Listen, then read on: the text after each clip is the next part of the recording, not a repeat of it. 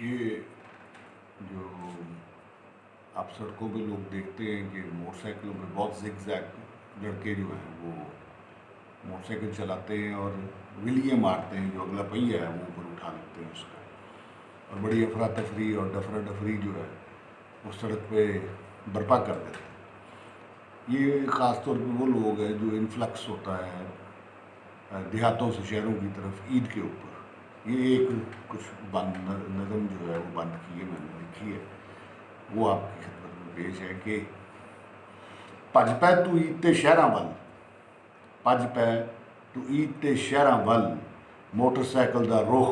हुण तू कर लै शहरां वल। भज पै तू ईद ते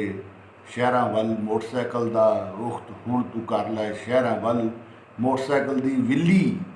तू मार हुण शहरां वल, मोटरसाइकिल दी विल्ली तू मार हुण शहरां वल, आइसक्रीमां तू हुण खा मूँह कर शहरां वल।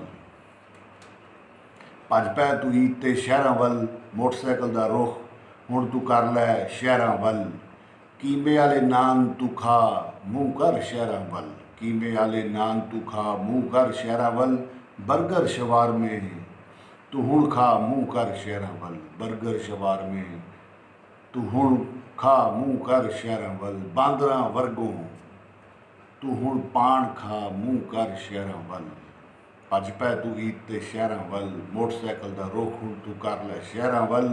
मोटरसाइकिल दी विल्ली तू मार हुण शहरां वल, आइसक्रीमां तू हुण खा मूँह कर शहरां वल, कीमे आले नान तू हुण खा मूँह कर शहरां वल। ईद टरू दा दिहाड़ा, ए तू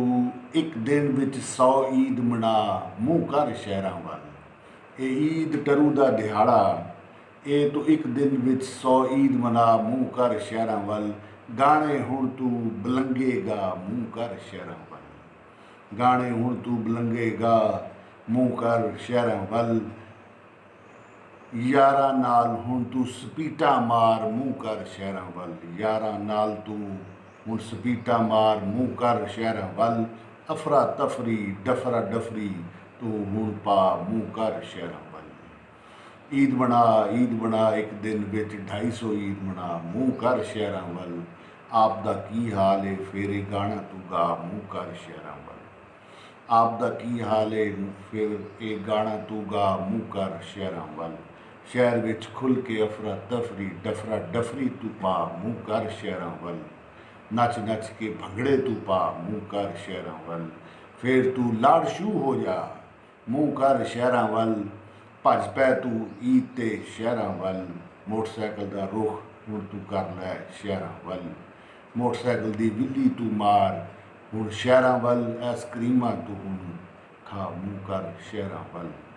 बर्गर शवारमे तू हुण खा मूँह कर शहरां वल, नच नच के भंगड़े तू पा मूँह कर शहरां वल, फिर तू लाड़शू हो जा मूँह कर शहरां वल, मूँह कर शहरां।